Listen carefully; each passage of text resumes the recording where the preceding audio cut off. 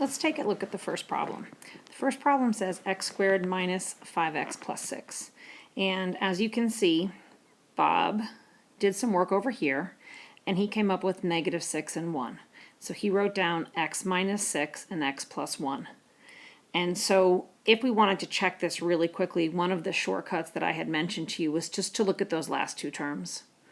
Negative 6 times 1 will not get you to positive 6. So he cannot be correct. Could he be could he be incorrect because the trinomial is prime? Well, if we take a look at other ways that we could do this x, which I did down here, you could see that negative 3 times negative 2 would get you to positive 6, and negative 3x plus negative 2x would get you to negative 5x. So this is the answer right here, this last one. Let's take a look at the second one. So you might not have noticed, but this answer and this answer are the same. So I had a typo down here. So both of these were correct. If you wanted to, you could go straight to the answers. Go straight to this problem and do the last two terms. 3 times 3 is 9. That's a negative 9. Therefore, this cannot be the right answer. Now you have negative 3 times negative 3 is positive 9. But negative 3 and negative 3, negative 6, and negative 3 won't get you to positive 3.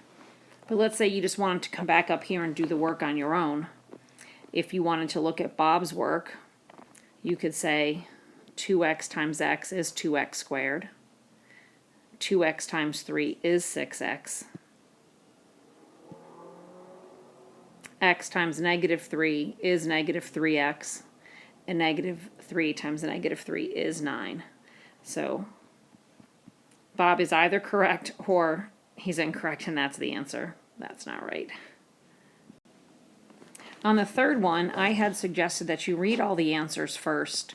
So if you look at this, it says Bob is correct and all his work is accurate. Bob is incorrect.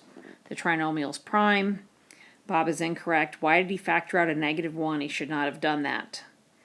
And Bob is incorrect. He correctly factored out the negative 1. So if you remember, we did do these right before the quiz. We have a negative 3p squared.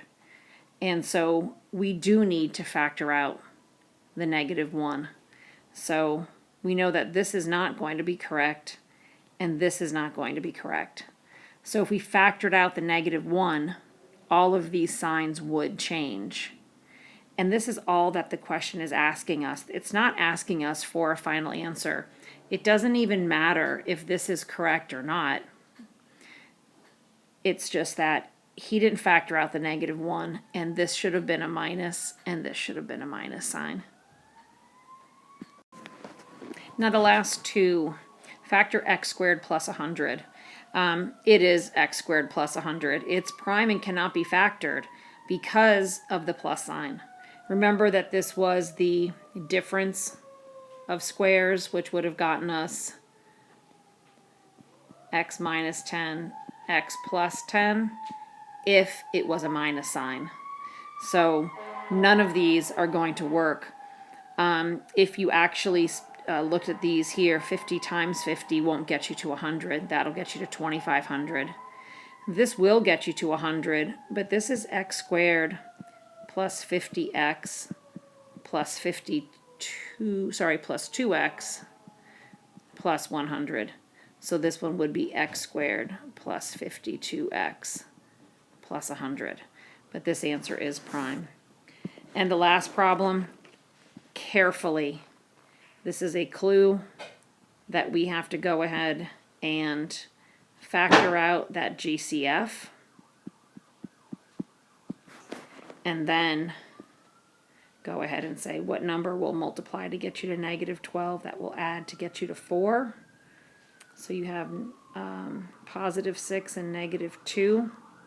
So this would have been 2 parentheses x plus 6, x minus 2. And we got a lot of partial credit for showing our work here if you did.